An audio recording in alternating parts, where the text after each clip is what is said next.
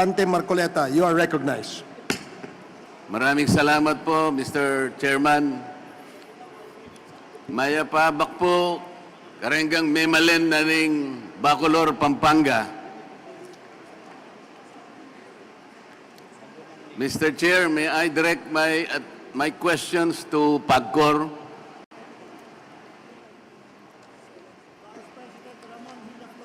Pagcor, you are recognized. Please respond to the questions of Congressman Marcoleta. Yung PAGCOR po ay may jurisdiction sa lahat ng gambling activities sa ating bansa. Tama po? Yes, sir. As a general rule, the Philippine Amusement and Gaming Corporation has jurisdiction over all games of chance, except po dun sa covered ng jurisdiction ng other licensing authorities. Ayun pong covered ng local government units at iba pang sangay ng gobyerno po. Pursuant to your charter, based on Presidential Decree 1869, nag-issue po kayo noong 2016 ng Rules and Regulations for Philippine Offshore Gaming Operations. Tama po? Yes, sir.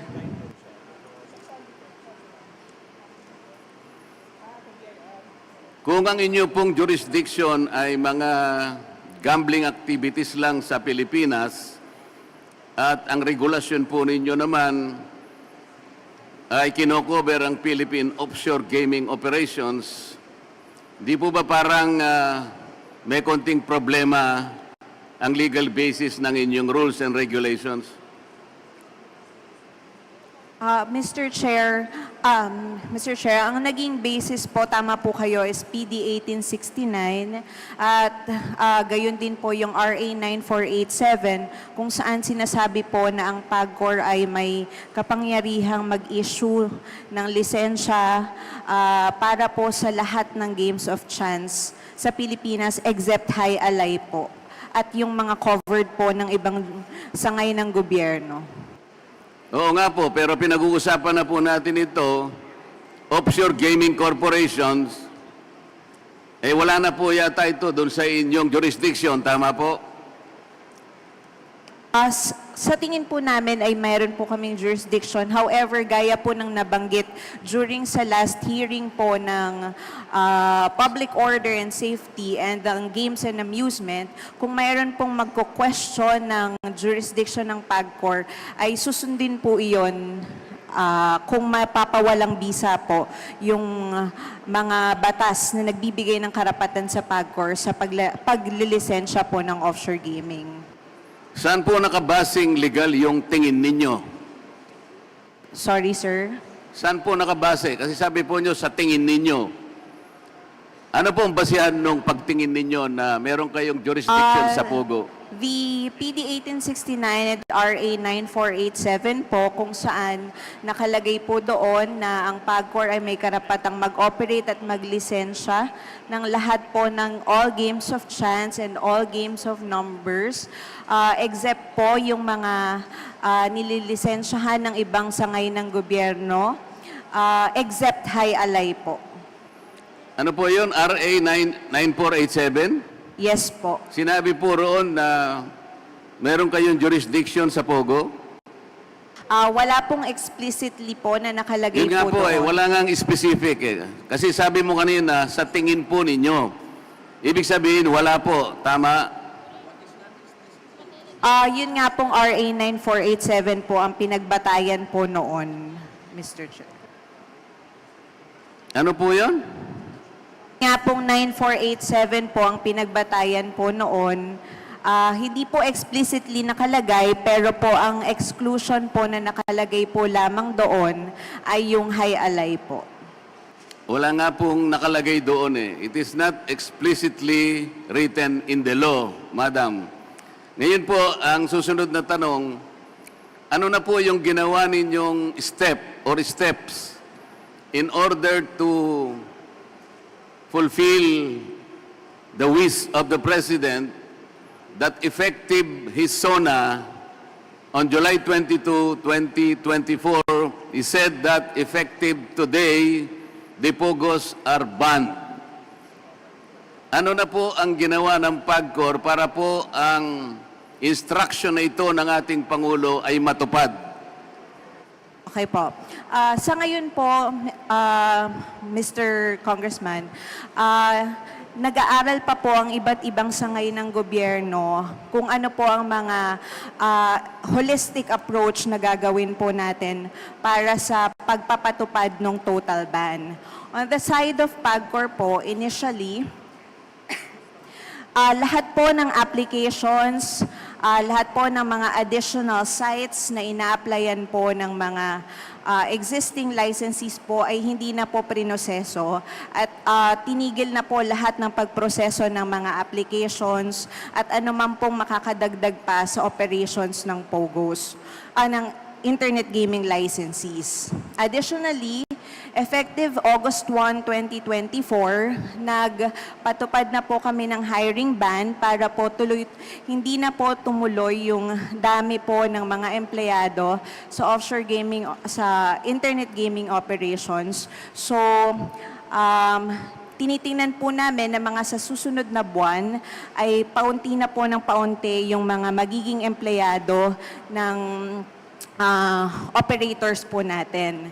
And nakikita din po natin na marami po sa mga licensees ay nagbabawas na rin po ng kanilang mga operational sites. Nag-a-apply po sila voluntarily ng cancellation at unti-unti na po nilang pinapaliit.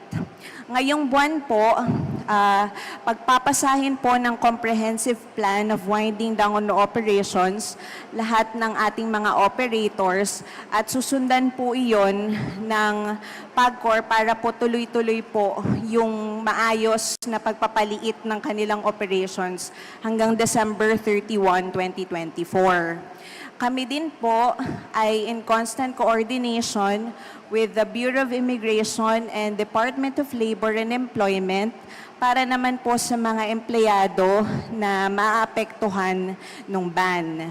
So, nagko-coordinate po kami kung paano po mabibigyan ng trabaho, yung mga mawawalan po ng trabaho, na lalong-lalo ng mga Pilipino, at paano po sila matutulungan eventually pagka po na-displace po sila dahil sa ban. And yung mga foreign nationals din naman po, para po maayos po silang makalabas ng bansa at hindi po magkaroon ng kaguluhan. Ito po yung mga pinagpepreparahan po natin para po eventually sa pag-wind down and close down of the operations by December 31, 2024, nakalatag na po yung mga plano ng iba't ibang ahensya po ng government po. Hindi ko po kasi tinatanong kung ano po yung dapat gawin ng mga saklaw ng directive ng Presidente. Ang tinatanong ko lamang po, ano yung ginawa ninyo para matupad ang kanyang directive na effective today, sabi niya po yon, July 22, 2024, ay itigil na po lahat ang gawain ng POGO. Halimbawa po, kinansilan nyo ba, nirevoke nyo ba yung rules and regulations for Philippine Offshore Gaming Corporations, operations? Kinansel nyo na po ba yung inyong rules and regulations?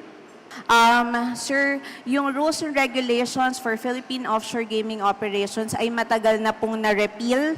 Hindi na po pinapatupad or hindi na po yun ginagamit as a regulation. Sa ngayon po, sir, ang naging directive po kasi ng Presidente is na-ban na po yung POGO ng July 2022 and inaatasan po ang PAGCOR na i-wind down po yung operations by December 31, 2024. Yung existing rules and regulations po namin, patuloy pa rin po naming pinapatupad pero hindi na po nagdadagdag, hindi na po nag-i-issue ng lisensya ang PAGCOR patungkol po sa internet gaming license po. Nag-issue po ba kayo ng notice sa lahat ng PAGCOR firms na mula July 22, 2024 ay hindi na po pinapayagan ang inyong mga operations. Nag-issue po ba kayo ng notice sa lahat ng mga may kinalaman sa Pogo? Nag-issue po kami ng memorandum sa aming mga licensees na ito na nga po yung naging desisyon ng Pangulo na iban na po yung POGOs. At habang pina-finalize po yung detalye at proseso ng winding down, pwede po muna silang mag-operate. Yun po ang inisyo po namin, sir. Please wrap up, So, Congressman Marcoleta. Mr. Chair, binago po ninyo ang utos ng Pangulo. Ang sabi ng Pangulo, wala pong masyadong simple po yung sinabi niya eh. Magmula ngayon, sabi niya, effective today, we are banning all POGO activities. Wala po siyang sinabi na maaari nyo silang palawakin sa iba't ibang pamamaraan hanggang sila'y makapag-wind up. Bakit po binago nyo ang kautusan ng Pangulo? I think po na klaro naman Last question, po ito Congressman Marcoleta. na binibigyan pa po sila ng hanggang December 31, 2024 po para po unti-unti pong paliitin yung operations po nila.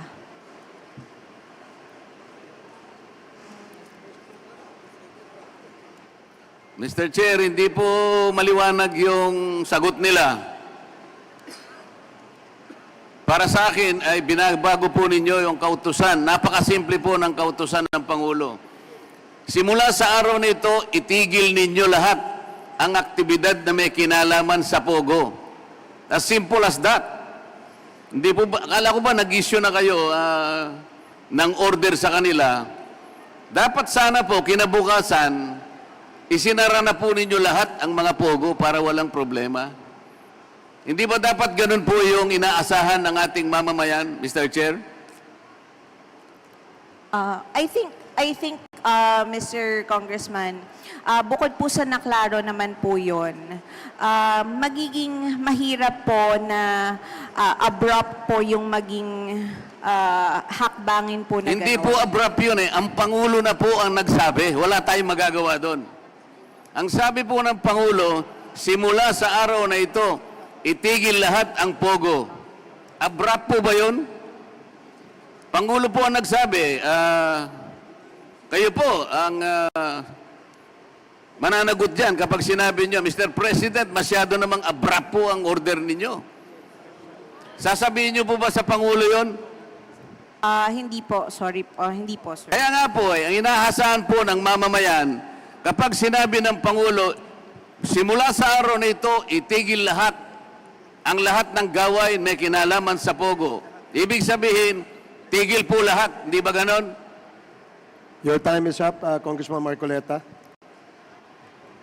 Hindi, pasasagutin ko lang, Mr. Chair. Hindi ba ganon?